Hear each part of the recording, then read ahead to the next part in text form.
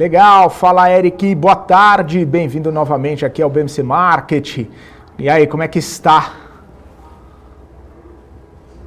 Tudo bem, Felipe? Boa tarde a todos que estão nos assistindo. É sempre gratificante passar aqui essa meia hora com vocês. Legal. Ô Eric, conta pra gente aí o que você trouxe para nós. Hoje teremos uma entrevista especial aí, articulada por você. O que falaremos hoje? A deputada Adriana Ventura, o que conversaremos com ela? Pois é, Felipe, a gente está no meio de um recesso aqui parlamentar, só que antes do início do recesso, teve uma surpresinha aqui que o Congresso votou, que foi o famoso fundão. Ocorreu muita polêmica aí nesses últimos dias, quando ficou bastante evidente a votação que aconteceu, que saltou ali da previsão inicial de 2 bilhões para o fundo eleitoral, e aí são recursos que vão ser usados na campanha de 2022, e saltou para 5,7 bilhões. Causou muito rebuliço isso, tem causado, e a deputada teve um mandato de segurança, é uma das assinantes do mandato de segurança, e ela vai explicar para a gente um pouquinho como aconteceu toda essa dinâmica da votação, os motivos e quais são os próximos passos com relação a isso, inclusive no Supremo Tribunal, porque o assunto judicializou, Felipe. Pois é, o assunto judicializou, Eric. Então eu quero convidar a deputada Adriana Ventura para se juntar aqui à nossa conversa. Deputada, seja muito bem-vinda ao BMC Market. Muito obrigado pelo seu tempo aqui conosco e vou deixá-la à vontade aqui para conversar com o Eric DK. Boa tarde. Boa tarde a vocês. É um prazer estar aqui com a BMC Market. Olá, estou à disposição. Maravilha. Eric, boa tarde, deputada, reforçando as boas-vindas do Felipe. Esse foi um tema que ficou aí nesses últimos dias bastante quente, com muitas posições, inclusive do presidente Bolsonaro. Mas, deputada, para todo mundo ficar na mesma página, para a turma que não acompanha o dia a dia aqui das votações no Congresso, como é que surgiu, da onde que saiu essa ideia de quase triplicar o valor do fundão? Como é que foram as negociações, como é que foram as conversas aqui no dia da votação da Lei de Diretrizes Orçamentárias, em que ficou ali estabelecido esse novo valor? Boa tarde mais uma vez. Boa tarde, Eric. Bom, eu vou contar a história de uma forma mais ampla. A Comissão Mista de Orçamento foi instalada na semana anterior, né? E a obrigação da Comissão Mista de Orçamento era aprovar um relatório preliminar e, posteriormente, receber algumas emendas para que fosse aprovado um relatório da Lei de Diretrizes Orçamentárias, com várias emendas. O que aconteceu é que atrasou, nesse prazo de uma semana, atrasou esticar o relatório preliminar, depois deixaram 1 dia e meio para apresentarem emendas, chegaram 2.700 emendas, e depois de um dia para o outro, o relator apresentou um relatório. A questão toda, isso na Comissão Mista de Orçamento, a questão toda é que o relatório foi apresentado quase meia-noite do dia anterior, e 8h30 da manhã estávamos na Comissão Mista de Orçamento. Conclusão: ninguém leu o relatório, não deu tempo de ler o relatório, e foi naquele atropelo. E ali, logo, eu fui uma das primeiras a falar na Comissão Mista de Orçamento, eu já denunciei os 5,7 bi, que é uma previsão, né, aproximadamente 6 bilhões, para fundo eleitoral. Um fundo eleitoral que já é uma vergonha existir, Eric, né? A gente está no meio de uma pandemia, com fome, com pobreza, com gente sem emprego, com tudo que a gente está passando. Então, já é um escárnio existir um fundo eleitoral, né, que é dinheiro público para fazer campanha, até para as pessoas terem muito claro que todo mundo paga a conta das campanhas políticas de qualquer candidato. Isso já é vergonhoso. E aumentar isso de 2 bi para 6 bi, neste momento, no afogadilho, sem discussão, sem a sociedade deixar claro o que estava acontecendo, assim foi uma aberração. E saiu da Comissão Mista de Orçamento e foi para a plenária. E aí foi aquele festival que todos viram, um show de horror. Pois é, na votação do plenário acabou acontecendo um fato curioso, porque Esse tema especial, deputado, acabou sendo englobado por toda a lei de diretriz orçamentária. Lembrando para quem está nos assistindo, a lei de diretriz orçamentária é que vai dar um esboço do que vai ser o orçamento do outro ano. É um esqueleto do que pode ser executado no próximo ano. A gente ainda tem uma segunda etapa que vai ser o orçamento, e é ali que vai ficar definido. Mas o fato é que durante essa discussão da LDO, da famosa LDO, não foi ali destacado essa discussão com relação ao fundo partidário. E aí acabou passando batida aí essa votação. Mas o partido da senhora chegou a tentar apresentar um destaque, tentou votar isso separadamente. Como é que foi ali a discussão? Houve apoio por parte dos demais partidos? Não houve esse apoio? Como é que foi toda a articulação ali para, de certa forma, atropelar esse destaque apresentado pelo Partido Novo dentro do plenário? Olha, Eric, só voltando um pouco ainda na comissão, que a gente teve a comissão mista de orçamento de manhã e o plenário à tarde. Na comissão mista de orçamento, eu fiz o destaque do fundão. Eu destaquei o fundão na comissão, junto com mais dois outros destaques, um para dar transparência, né, e outro que de uma questão da emenda de bancada, uma questão inconstitucional. Mas o fundão, especificamente, na comissão mista de orçamento, eu não tive o apoiamento necessário. Eu tive o apoiamento de 2 deputados, e só. No plenário, nós destacamos para votar em separado, só que nitidamente ali já tinha um combinado claro para não ter nominal, para passar batido, para ficar com aquela cara de o Congresso aprovou sem rosto, sem nome, entendeu? O destaque foi apresentado e a votação foi feita de uma maneira assodada, sem discussão. Eu pedi apoio para vários líderes que estavam no plenário, não tive apoio. E existe um dispositivo de pedido de verificação, que também é feito no plenário, e que foi pedido na LDO, isso quer dizer, a gente votou nominalmente a LDO e foi pedido justamente porque o meu destaque, que seria o primeiro, o que a gente apresentou, que é o destaque do fundo eleitoral, nós não poderíamos, para que a gente não pudesse pedir verificação, porque tem o prazo mínimo de 1 hora. Então, quer dizer, foi tudo muito complicado, na minha visão, teve várias questões antirregimentais e houve também um requerimento específico feito pelo Partido Novo de votação nominal. A gente fez um requerimento. E o presidente em exercício, o deputado Marcelo Ramos, nem considerou o requerimento de votação nominal, porque falou que já tinha tido uma nominal, mas uma coisa é verificação, outra coisa é o requerimento. Então, conclusão, tudo foi atropelado para que ninguém deixasse... Só para colocar todo mundo na mesma página, para a turma que não está acostumada a acompanhar aqui o Congresso. Gente, votação nominal é aquela votação que o deputado tem que colocar uma digital, tem que mostrar se votou sim ou não, e abre um painel aqui dentro do plenário e todo mundo depois descobre quem votou sim ou não. O gesto, o movimento do Novo foi nesse sentido, de falar assim, tá bom, vocês estão atropelando, mas agora eu quero mostrar quem é que está atropelando. Só que nem isso houve a possibilidade, porque esse requerimento, que abriria essa possibilidade de fazer um cara a cara ali, um cara crachá, acabou também não sendo colocado em votação. É isso, né, deputado? E tem mais um... Não, é isso, que bom que você explicou, Eric, que a gente se acostuma e as pessoas falam, como assim votação simbólica? Como assim votação nominal? Votação nominal é quando a gente põe a digitalzinha e todo mundo sabe como a Adriana votou, como o Zé votou, como o Joaquim votou, se foi sim ou não. Simbólica fica aquela coisa de aprovado e ninguém sabe como quem votou. E teve um agravante ainda, que eu também quero chamar a atenção, porque muitas vezes, mesmo em votação simbólica, a gente sabe como cada partido se posiciona. Então, ainda que a gente não saiba como cada deputado se posiciona, a gente sabe que o partido A votou sim, a gente sabe que o partido B votou não, mas do jeito que conduziram a votação do nosso destaque, a aprovação do nosso destaque, falaram,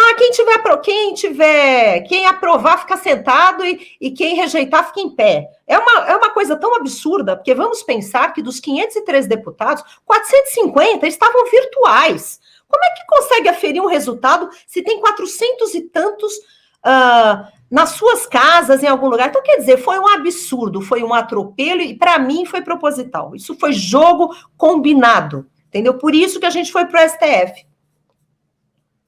Isso, eu gostaria que nessa nova pergunta, você explicasse. Toda essa confusão, gente, foi parar no Supremo Tribunal Federal. A deputada Adriana é uma das assinantes do mandato de segurança. Explica para a gente quais são essas etapas agora no Supremo e colocando também uma pimenta, deputada, que o presidente Bolsonaro deve sancionar ou vetar essa proposta nos próximos 15 dias. Qual a expectativa de vocês com relação a esse mandato de segurança que trata dessa questão do fundão nesses próximos 15 dias? Se não for julgado uma liminar, ou que seja, nesses 15 dias, o que pode acontecer? Olha, pois é, agora eu vou brincar, faz de conta que tem uma bola de cristal aqui, porque tem algumas coisas que a gente espera, outras que a gente torce para acontecer, mas o que vai acontecer, na verdade, é tudo suposição. Mas, em linhas gerais, o pedido no STF, que foram os 3 deputados do Novo, outros deputados também de outros partidos, o que é interessante? O pedido foi, a gente entrou com mandato de segurança, para anular a votação da LDO. E a gente alega vários atropelos, tanto atropelos regimentais, constitucionais, porque como coloca uma matéria dessa, nesse atropelo, sem discussão, tem várias questões que estão sendo colocadas. E o objetivo todo é anular essa votação. Esse é o objetivo. Agora, em relação ao prazo, 15 dias, a gente espera que isso seja julgado antes, que seja anulado, mas a gente sabe que tem vários atores que atuam ao mesmo tempo, né? Tem várias forças, e tem forças que são muito mais poderosas do que a gente, eu imagino. Porque o Supremo, a gente não tem esse prazo definido, para a gente está bem sine die, mas o objetivo, inclusive em relação à tua pergunta, né, do presidente, como vai ser nesses 15 dias, eu espero, sinceramente, que ele vete completamente esse fundo eleitoral. Qualquer coisa que seja, qualquer aumento que aconteça, para mim é um escárnio para a população, né? Com tanta morte, com tanta coisa. Eu acho que o presidente agora vai mostrar realmente se está do lado da população ou não. Agora, vamos lembrar também que no Supremo Tribunal Federal ele foi distribuído para o ministro Cássio Nunes, mas a ministra de plantão é a Rosa Weber. Então, ali vai ter também Vamos ver, quem sabe a ministra Rosa Weber não se empolga, sei lá. Vamos torcer. Estamos rezando aqui, Eric. Pois é, deputada, tem já conversas aqui em Brasília, o presidente Bolsonaro já sinalizou, já tem 3 dias que ele sinaliza que vai vetar, ele ainda não falou se é parcial ou se é total essa questão, mas já tem conversas aqui em Brasília dizendo que pode-se chegar a um meio termo. E é aí que fica a minha pergunta, o que seria um meio termo dentro dessa questão do fundo partidário? Lembrando que ele saiu de cerca de 2 bi e saltou para cerca de 6 bilhões. O que seria um meio termo? Então, Eric, o que acontece? Tem uma parte da história que a gente não conhece porque não participa, né, desses acordões, né?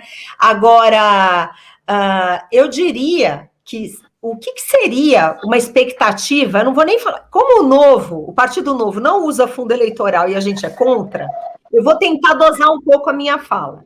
Dentre aqueles partidos que defendem o uso e tudo mais, o que seria aceitável? Ou não ter correção nenhuma, ou no máximo, aplicar uma inflação. Estou sendo assim prática, né? Isso ainda seria o cúmulo para mim, mas aceitável para alguns partidos que já declararam. Agora, na minha visão, não é isso que vai acontecer. Na minha visão, já foi colocado quase 6 bilhões propositalmente para depois baixar para 3, 4, né? Porque daí, vamos supor, o presidente pode vetar e mandar um PLN depois do valor de 3 bilhões ou 4 bilhões. Eu vou achar um absurdo. Qualquer coisa acima de 2 bi, que já é um absurdo, é um escárnio com todo mundo. Por que está dando dinheiro a mais para campanha política se tem gente no nosso país passando fome? Não tem o menor cabimento isso. Se tem 5 milhões de crianças fora da escola, o que é isso? Que prioridade é essa, Eric? Então, mas o que estão sinalizando, e o que eu ouvi, inclusive, no dia da votação, é que tinha um acordo de 3 bi, mas agora já estão falando em 4. E o fato de jogar um valor a mais é proposital, porque daí tira, todo mundo ainda fica com papel de bonzinho, sabe como é que é?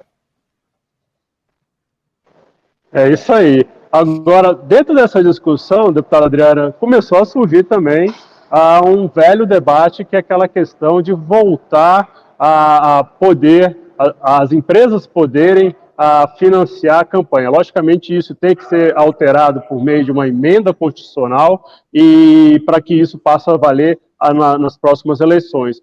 Que pé que está isso? A senhora apoia esse tipo de iniciativa de retornar àquela velha prática de financiamento de campanha por meio das empresas? Isso tem crescido aqui dentro do Congresso? Não tem crescido? Como é que estão essas conversas aqui para a gente ficar também, já a partir de agora, monitorando isso? Olha, essas conversas sim têm aumentado, principalmente na última semana, com essa discussão de fundão, né, a questão do uso indevido de dinheiro público para aquilo que não é essencial, para aquilo que não é necessário, e as pessoas começam a se questionar por que toda a população brasileira tem que pagar para a campanha de todos os partidos políticos e de candidatos que não apoiam. Então, em tudo que aconteceu, tem pessoas que voltam a defender. Eu, pessoalmente, o Partido Novo, nós defendemos, sim, financiamento de empresas para campanhas políticas, é claro que com regramento, com transparência, com regras claras, para não ser aquela prostituição que a gente viu em 2016, que uma mesma empresa financiava candidatos de PT, da extrema esquerda, da extrema direita. Então, precisa ser regrado, precisa ser claro, porque ainda com os escândalos da Lava Jato, de corrupção, que as pessoas falam, e porque financiamento privado, né, leva à corrupção. A gente precisa parar com essa hipocrisia, não é financiamento privado que leva com corrupção. A gente sabe que existe corrupção mesmo no financiamento público. Então, a questão é transparência, é regra clara, e isso tem aumentado. Na minha visão, isso é ótimo, porque a gente vê as grandes democracias, em grandes democracias, o que acontece? Você tem um mix, né? Você tem uma parte, às vezes uma parte é pública, uma parte é privada, uma parte são empresas, outra doações de pessoas físicas. A gente vê qual que é o modelo que funciona. O que não dá é para o nosso país arcar integralmente com campanhas políticas de muitos partidos e muitos candidatos, sem contar que as campanhas são caras. As pessoas que realmente não sabem fazer campanha, porque quem acha que o cidadão tem que gastar 50, 100 reais por voto, são pessoas que não respeitam dinheiro público. Doutora Adriana, a gente ainda tem um tempinho, deixa eu aproveitar. Se encerrando o recesso aqui no Congresso, a Câmara deve se debruçar naquela questão do voto impresso. É um tema que ficou quicando, que ficou postergado para as primeiras semanas ali de agosto. Na sua opinião, como é que isso vai se encerrar? Vai avançar a questão? Porque isso também está ligado diretamente a custos. Se for aprovado aqui pelo Congresso, o TSE vai ter que arcar com isso, com alguns bilhões, para que sejam impressos esses votos. Como é que estão essas conversas e qual a sua expectativa de desfecho com relação a esse tema do voto impresso? Olha, o que eu tenho visto, eu não faço parte da comissão especial, tem outros 2 deputados do Partido Novo que participam da comissão especial, eu fui para a reforma política e outros ficaram lá na comissão do voto impresso. Então, eu acho que é muito importante a gente discutir a questão do voto auditável, impresso. Eu acho que é uma discussão interessante, relevante, mas o grande problema aqui, Eric, que tomou uma proporção e uma politização absurda. Inclusive porque na semana anterior à votação da LDO, o que a gente ouvia no bastidor é que, olha, não vamos deixar passar o voto impresso auditável para economizar dinheiro para jogar no fundão. Então já tinha uma conta que era 2 bi, 3 bi de um lado, que ia para o outro, mas são conversas que a gente ouve de bastidor. O que eu vi é que tentaram fazer uma sessão, uma reunião da comissão, que foi toda atropelada, parece que está super dividida, e você sabe que quando tem tema polêmico, é um tal de troca-troca de membro em cima da hora para votar, os líderes vão mudando.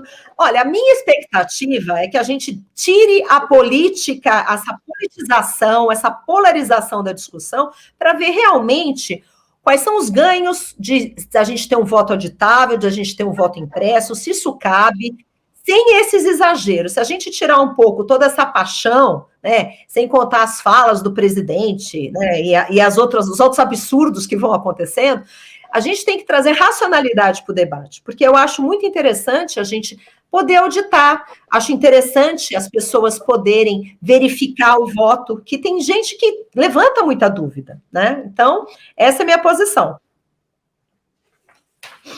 Deputada, eu agradeço demais a sua presença aqui para explicar um pouco para a turma o que é esse fundão, como é que foi toda essa dinâmica da votação do fundão, as suas expectativas aí com esse tema no judiciário, e abro aqui para a senhora fazer as considerações finais. Ai, obrigada, Eric. Foi um prazer estar aqui. Na verdade, eu acho que a gente precisa tratar de assuntos que não são fáceis, né? Não é fácil. Quando a gente está falando de financiamento de campanha, todo cidadão brasileiro precisa ficar muito atento mesmo, porque é ele que está pagando essa conta. Cada cidadão, né, do mais rico ao mais pobre, estão pagando campanha de todos os candidatos. E se a gente perceber que, dentre as proporções dos países do mundo que utilizam financiamento público para campanha política, o Brasil é o top do ranking. É um absurdo. Se a gente pensar que o Brasil está querendo destinar quase $1 bilhão, né, falando bem chique, para campanha política, gente, isso é uma coisa tão vergonhosa. A gente pega outros países enormes que não gastam, imagina, nem 20% disso. Então, a gente precisa repensar o que a gente faz com o nosso dinheiro público e o que a gente faz e quais são as prioridades do nosso país. Eu agradeço muito a atenção, o convite, Eric, e me coloco sempre à disposição de vocês, do que eu puder ajudar. Muito obrigado. Felipe, voltamos com você aí no estúdio. Legal, Eric, obrigado. Deputada, muito obrigado. Eu sei que a senhora já fez as considerações finais, inclusive, mas eu estou acompanhando aqui o nosso chat dos nossos telespectadores e eu tenho uma pergunta do nosso telespectador, se claro a senhora puder responder, não for estourar a sua agenda. O nosso telespectador Diego Paganini está perguntando por que a senhora acredita que tão poucos deputados e somente um senador acabaram assinando esse mandado de segurança, se não teria o interesse de outros parlamentares em fazer esse movimento? Como que a senhora vê essa situação? Olha, eu acho que a questão do mandado de segurança tem uma questão do timing também, né? Porque como todos não estão juntos ali no plenário, depois que nós entramos, alguns parlamentares de outros partidos me escreveram, eu também quero assinar. Mas foi um movimento, inclusive, que poucos, e foi uma coisa rápida, porque a gente queria tomar uma atitude, foi uma coisa rápida. Outros que quiseram entrar, não entraram, né? Agora, o que me incomoda muito mais, aproveitando a tua pergunta e a deixa aqui, eu fico muito mais incomodada, ao invés do mandado de segurança, com a ausência de parlamentares que se dizem contra o fundão, defendendo a derrubada no plenário. Isso incomoda muito, muito mais do que a questão de não ir para o STF. Né? Porque cadê os parlamentares que eram contra e não estavam lá para ter voz, para ajudar a pedir nominal? Porque, como eu disse, a gente não conseguiu apoiamento. Então, isso eu acho que é muito pior e eu acho que as pessoas precisam ficar atentas.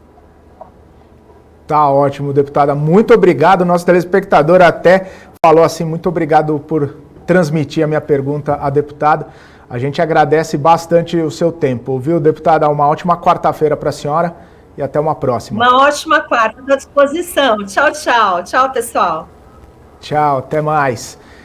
Eric DK, quero ficar contigo aqui na minha tela rapidinho, só para a gente poder se despedir aqui, agradecer sua participação aqui, agradecer essa interlocução com a deputada também, trazer temas relevantes, né, para os nossos telespectadores e, enfim, deixe suas considerações finais para a gente aqui, Eric, por favor.